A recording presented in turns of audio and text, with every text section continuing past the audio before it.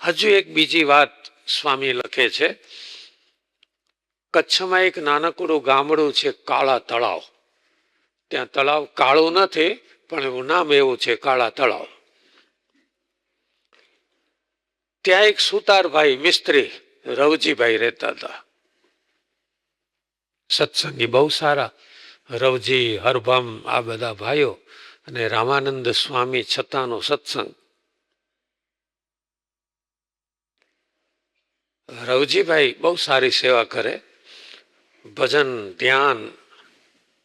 મહારાજ રાજી થઈ ગયા, રવજી હવે કચ્છ તો બહુ દૂરનો પ્રાંત છે, અમારે વારે વારે ત્યાં આવી ન શકાય,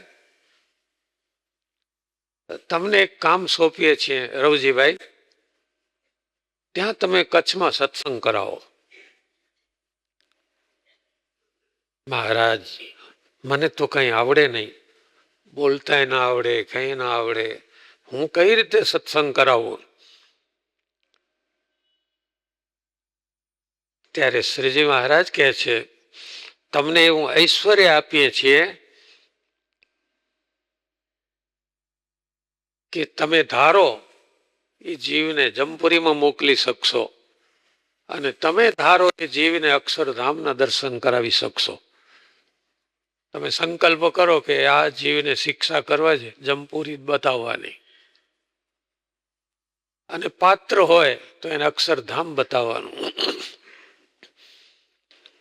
આવું ઐશ્વર્ય તમને આપીએ છીએ. શા માટે? કચ્છમાં સત્સંગ કરાવવા. મહારાજ કે કચ્છ બહુ દૂર છે, અમે વારે વારે તો ત્યાં આવી ન શકીએ, એટલે તમે આ અમારું કામ કરજો. પણ હવે જોજો પરિચય આપે છે, કારણ કે અધિકાર આપે છે ત્યાં એના પણ કઈ નિયમ તો હોય ને. કોઈને ઘેર પધરામણી જતા નહીં. માણસો તો એવા કઈક દેખે, આવો આવો ઘેર આવો, એ તમને છૂટ નથી આપતા. તમે ગ્રસ્ત છો, તમારે કોઈ પધરામણી નહીં ફરવાનું, કોઈને ત્યાં જમવા નહીં જવાનું, અને ક્યાંય સત્સંગ કરવા ગયા હો અને જમવાનું હોય તો રોટલો ને દાળ, બીજું કઈ જમતા નહીં. અને કોઈ મલિન જીવના અંતઃકરણમાં પ્રવેશ ન કરતા. આ બધા નિયમ મહારાજે આપ્યા. અને રવજીભાઈ કચ્છમાં જઈને ઓહો શું કામ ચાલુ કર્યું. બીજા જનને સમાધિ કરાવી ભગવાનના ધામમાં લઈ જવા, પાછા લાવવા. અને કોઈ જીવ બહુ નાસ્તિક હોય, ન માનતો હોય, એને જમપુરી બતાવે, નજરે જુએ, અને એ જીવ ભગવાનનો ભક્ત બને. ધીમે ધીમે રવજીભાઈને એમ થયું, અંદર આ સાધુ મોટી વાતો કરે, કથા કરે, પણ મારા જેટલી શક્તિ આ સાધુમાં નથી. એ મોકલે જો એ કોઈને ધામમાં, હું મોકલું છું. અને પછી માણસો ને આ ઐશ્વર્ય દેખ્યું ને, એટલે સમાજનો સ્વભાવ છે, ઓહો રવજી મહારાજ, મિસ્ત્રીમાંથી મહારાજ થઈ ગયા. બોલો, રવજી મહારાજ અમારે ઘેર પધારો. અને રવજીભાઈને થયું, મહારાજે ના પાડી છે, પણ આ બહુ આગ્રહ કરે છે. અને ગયા. ઘેર એટલે પહેલા તો પૂજા ને પાઠ ને હાર ને કંકુ ને આરતી દીવા ને. ધીમે ધીમે ધીમે ધીમે રવજીભાઈને મીઠું લાગવા માંડ્યું, અને ચાલુ થઈ ગયું. અને ઘેર જાય એટલે થાળ આવે, દૂધ પાક ને પૂરી ને પત્તર વેલિયા ને, આહા સવારના દૂધમાં અરે ચારોલી ને પિસ્તા ને ખસખસ ને બદામ, અને ઉકાળીને કઢેરીનો કેસર ને અંદર ઉમેરેલા એવા દૂધ. રવજી મહારાજ થોડુંક સ્વીકારો, મારા હમ છે. અને રવજી મહારાજ એવા મોટા વાટકા ભરી અને સવારના પોરમાં દૂધ ને, બપોરે જુઓ તો માલપુઆ અને પૂરણ પોળી ઘીમાં જબોળેલી. રવજી મહારાજ, રવજી મહારાજ. આ તો પંથ ચાલુ થઈ ગયો.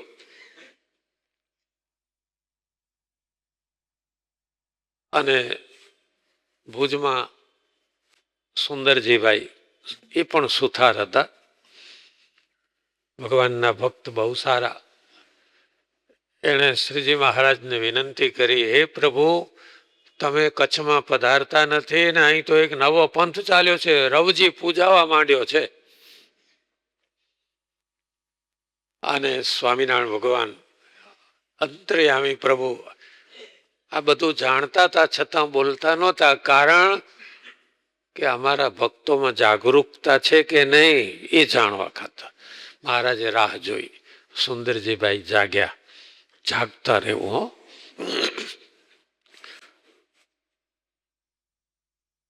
એક ભાઈ અમારા ઊંઘતા ઊંઘતા ગયા તો જોયા વગર જોકા ખાતા ખાતા બસમાં બેઠા. પછી ધીમેથી કે કોઈ બાજુમાં જાગીને પેસેન્જરને કે નડિયાદ આવે ત્યારે કહેજે મને. નડિયાદ નહીં, મહેણા આવ્યું કે એમ. એટલે ખોટી બસમાં બેસી ગયેલો. નડિયાદ ક્યાં આવે, મહેસાણા આવ્યું, ઉતરો નીચે. એટલે હંમેશા જાગતા રહેવું. ક્યાંય આવું રવજી મહારાજ થતું હોય ને તે ક્યાંય ખોટી બસમાં બેસી ના જવું. સત્સંગીએ જાગતા રહેવું પડે. સુંદરજીભાઈ જાગ્યા અને મહારાજને ફરિયાદ કરી. એટલે મહારાજ એટલા માટે રાહ જોતા હતા કોઈ જાગે એવો છે કે નહીં. શ્રીજી મહારાજ હસ્યા. હસતા હસતા મહારાજે પોતાનો હાથ સાથળ ઉપર પછાડ્યો અને રવજીભાઈનો ફ્યુઝ ગયો કલાસ. અંધારું ધબા, લાઇટ ને પંખા ને વીજળી ને માઇક ને એ બધું કરંટના પ્રતાપે થાય છે. ભગવાન પાસેથી જો કરંટ આવતો બંધ થઈ જાય ને તો કશું જ ન હોય. રામ બોલો ભાઈ રામ, તરત જ આવું થઈ જાય. રવજીભાઈ તું રહ્યું હતા એવા હુતાર બની ગયા, કાંઈ ના મળે. અને માણસો આવે, રવજીભાઈ આશીર્વાદ દો, કાંઈ ના મળે. નિવૃત્ત થાય પછી કોઈની સહી ચાલે જ કઈ. ધીમે ધીમે માણસો સમાજનું તો કેવું છે બધું. પેલો રવજી ને ઘરો ઘર ફરતો હતો ને આરતી ઉતારતો હતો ને, પેલો રવજી કાંઈ એનામાં નથી. અરે 10 વખત હું જી આવ્યો, મારા પેટમાં મટ્યું જ નહીં, બોલો.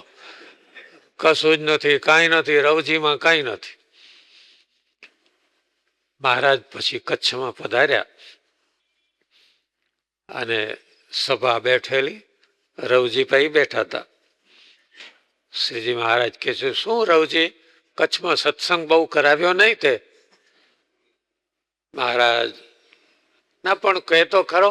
અને સભામાં પોતે શું કરતો, સવારના કઈ રીતે જમતા, બધું વર્ણન કર્યું. હવે મહારાજ, હવે તો ગઈકાલનો પડેલો રોટલાનો ટુકડો હોય ને એ હવારનો ખાવો પડે છે, બીજું કાંઈ નથી.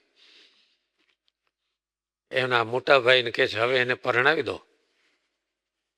અને મહારાજે આજ્ઞા કરીને એટલે રવજીભાઈના લગ્ન પણ થઈ ગયા. પણ શ્રીજી મહારાજ કેવા દયાળુ છે. મહારાજે વિચાર કર્યો કે રવજીને બંધાવા દેવો નથી સંસારમાં.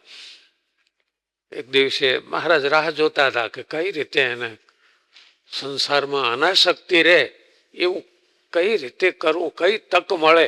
એક દિવસ તક મળી. સભા બેઠેલી ને અને એક ઉંદરડો આવ્યો એકદમ. એટલે બધા બહેનો કલબલ કલબલ કરતા ઉભા થઈ ગયા. એમાં રવજીભાઈના ઘરવાળાને બેઠેલા એને રાડ પાડી દીધી, ઉંદરડો આવ્યો એટલે. મહારાજ કે કેમ આટલા બધા ગભરાવ છો? મહારાજ, ઉંદરડો. તો જમપુરીમાં જશો ત્યારે શું કરશો? મહારાજ, હું જમપુરીમાં શાની જાઉં? જવું જ પડે ને. અમારા ભગતને ફસાવ્યા ને તમે. અમારા ભગત એટલે રવજીભાઈ, ધ્યાન રાખો. મહારાજ કૃપા કરજો, હવે એમ ના બોલતા. હું તો તમારા ધામમાં, અમે કહીએ એમ કરશો તો અમારા ધામમાં જશો. તમે જેમ કહો એમ કરું. મહારાજ કે છે, જુઓ રવજીભાઈ કેમ ન કરવું. ઓહ, અત્યારે કોઈ બેનને આવું શીખવાડ્યું હોય તો રવજીભાઈ કે રોટલો કરજો તો ખીચડી કરવી, રવજીભાઈ કે ખીચડી કરજો તો ભાખરી કરવી. કેમ નહીં કરવાનું?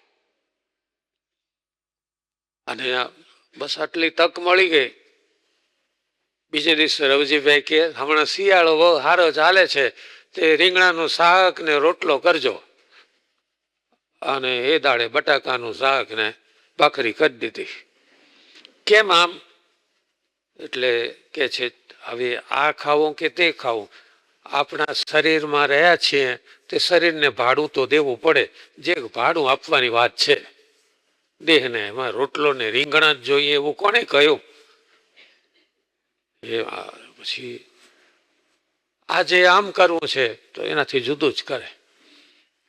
શ્રીજી મહારાજ 1 વર્ષ પછી ભુજ પધાર્યા. રવજી કેમ છે, ઘર સારું ચાલે છે? મહારાજ માથાની મળી છે, હું કહું એમ કરતી જ નથી. બોલો, આ દશા શ્રીજી મહારાજે કરાવી. એટલે સમજો કે ઘરમાં આપણું ધાર્યું ન થતું હોય ને તો ભગવાન કદાચ એમાં ભેગા પડ્યા હશે. મહારાજની જ મરજી હશે કે તમને બંધાવા નથી દેવા, થોડા અલિપ્ત રાખવા છે. ઘરમાં તમારી જ પૂજા અને આરતી થતી હોય ને મંદિર યાદ ના આવે.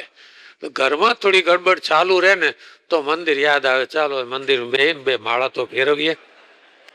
એટલે કદાચ ઘરમાં આવું થતું હોય ને તો શ્રીજી મહારાજે રવજીભાઈને કરાવ્યું ને એ કદાચ પ્રક્રિયા અત્યારે ચાલુ રાખી હોય ભગવાને, એમ માનીને ધીરજ રાખવી અને ભજન કરવું.